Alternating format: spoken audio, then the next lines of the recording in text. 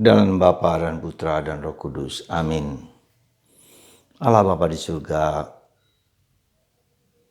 kami mohon rahmat-Mu supaya kami memiliki roh dan semangat seperti yang dimiliki oleh janda miskin dari Sarfat dan janda yang dilihat Yesus di sinagoga. Bantu kami untuk berani memberikan yang terbaik dan totalitas kami kepadamu. Demi Kristus Tuhan dan pengantara kami. Amin. Para saudaraku terkasih dalam Kristus, dalam bacaan pertama hari ini dan dalam Injil kita bicara tentang janda miskin. Janda miskin adalah janda adalah seorang yang tidak mempunyai dalam tanda petik tidak ada orang yang bisa menolong secara finansial. Dia harus berusaha sendiri dengan berbagai macam cara karena satu pasangannya telah meninggal untuk membiayai anak-anaknya, untuk membiayai keluarganya. Nah, inilah suatu situasi batin seorang yang berada dalam ketidakpastian karena sendirian. Tidak ada orang yang diandalkan untuk memberikan support baik mental, psikis, fisik, bahkan spiritual. Jadi dia merasa sendirian. Nah, hal itulah kita lihat dalam bacaan pertama ketika Nabi Elia diminta Tuhan setelah 3,5 tahun Elia bertapa di sungai Kerit untuk pergi ke Sarfat yang artinya tempat pencobaan. Dan dia diajak untuk mencari seorang janda miskin. Ya. Dan janda itu hanya memiliki gandum dan minyak yang terakhir. Tapi Elia minta supaya gandum yang terakhir itu dibuat untuk dia, untuk Elia. Dan akhirnya Elia mengatakan bahwa gandum dan minyak tak akan berakhir sebelum hujan turun. Karena musim kekeringan 3,5 tahun, bangsa Israel tanda petik dihukum oleh Tuhan karena menyembah dewa asing. Dalam bacaan Injil hari ini, kita melihat bagaimana Yesus memuji wanita janda miskin itu yang memberikan uang terakhirnya, satu duit yang mungkin harganya 1.000 yang sangat dia butuhkan, tetapi itu diberikan kepada Tuhan. Apa maknanya ini, saudara? Apa maknanya? Apa artinya? Ya. Supaya kita tahu bahwa bagaimana doa kita itu dapat dikabulkan Tuhan. Ada syarat-syarat yang fundamental ketika kita ingin bahwa doa kita itu sungguh dibutuhkan oleh Tuhan. Salah satu hal yang sangat mendasar adalah penyerahan diri yang total kepada Tuhan. Ketidakbergantunganku pada diriku, pada orang lain, pada kekuatan-kekuatan lain, tapi hanya kepada Tuhan. Pengalaman kebergantungan inilah bahwa Allah adalah satu-satunya yang bisa memberikan kepadaku kedamaian, harapan, kerinduanku yang terdalam. Nah, disinilah kita melihat ada satu titik di mana kita harus berada dalam titik zero. Ya. Dalam titik seperti dalam tanda petik ketidakberdayaan, kerapuhan, kekurangan, kekosongan. Supaya Tuhan bisa mengisi dan menguasai kita.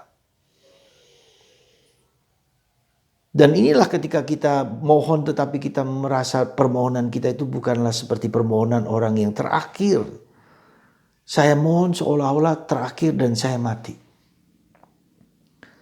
Bisakah kita memiliki sikap yang seperti itu? Dan itu bukan yang gampang. Maka kalau kita melihat struktur doa Santa Teresa Avila adalah Kita dilatih belajar untuk mengosongkan diri. Kita dilatih belajar untuk menyangkal diri. Kita dilatih untuk menanggalkan diri. Menelanjangi diri. Bukan aku ya Tuhan, bukan aku. Tapi Engkaulah.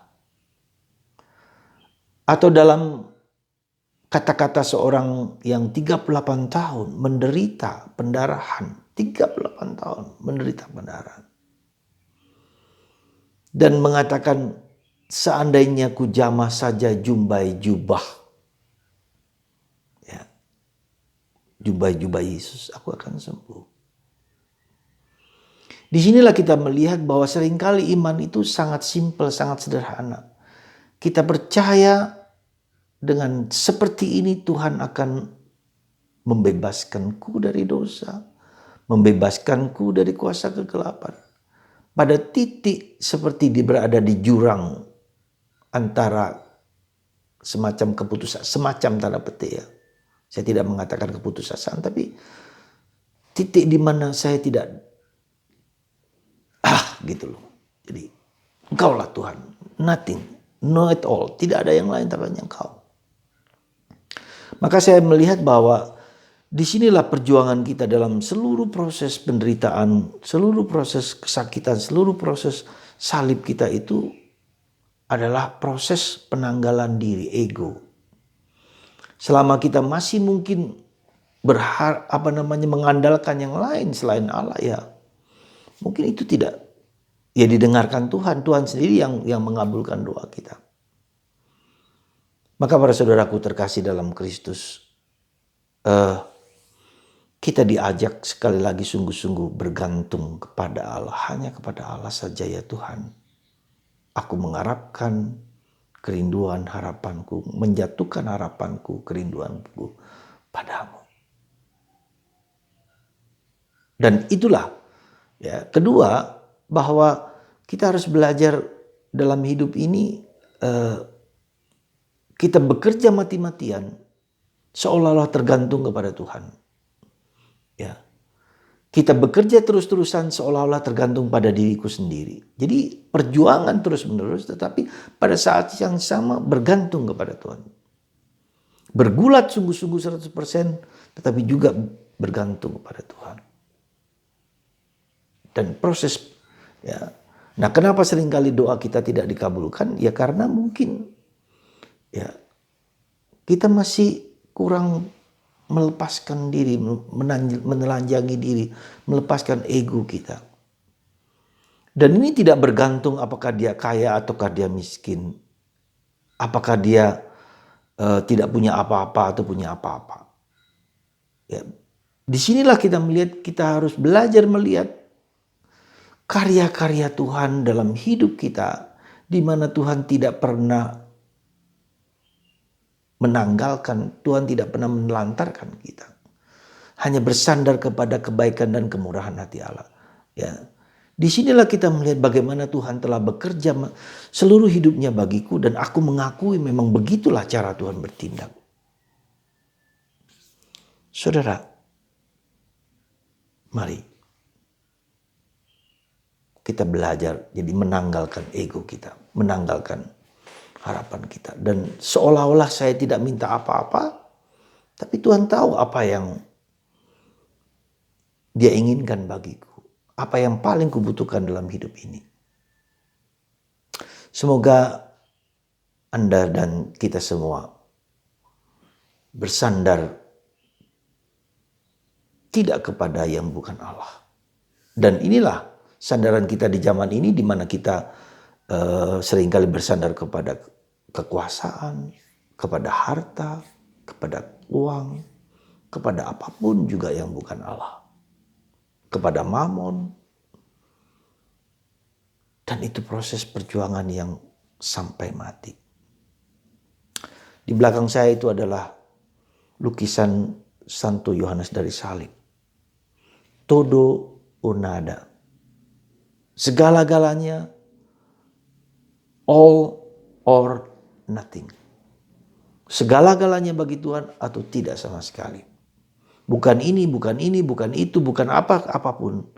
Hanya kepada Allah. Atau dalam bahasa Teresa Avila, nothing disturb you. Only Jesus is enough. Nah, untuk sampai kepada itu maka kita sekali lagi butuh perjuangan tapi juga butuh rahmat. Jadi antara berjuang 100% dan rahmat 100%. Bukan 50-50.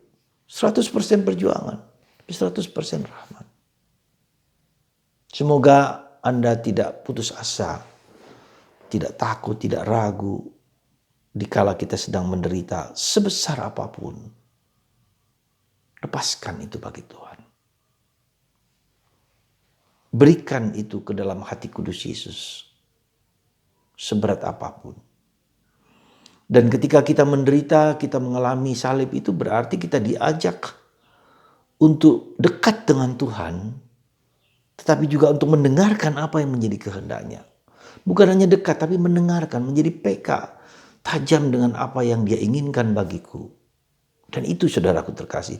Jadi proses yang terjadi dalam hidup kita itu, kita menanggalkan diri kita supaya dekat dengan Dia, tetapi juga mendengarkan apa yang menjadi kehendak-Mu ya Tuhan bagiku, supaya aku jalankan dalam hidup ini. Maka ujung-ujungnya adalah menjalankan kehendak Tuhan, bukan kehendakku. Itulah makananku. Dan itulah jalan kecil. Dan itulah jalan yang tidak mudah. Dan itulah jalan Teresa kanak-kanak Yesus, the little way. Tuhan, hanya Engkau sajalah yang menjadi kekuatan batinku. Itulah saya kira pesan utama dari kisah tentang janda dalam Perjanjian Lama, Nabi Elia dan janda Sarfat. Dan Yesus memuji janda yang memberikan uang yang terakhir kepada Tuhan. Tuhan memberkati Anda semua. Dalam nama Bapa, Putra,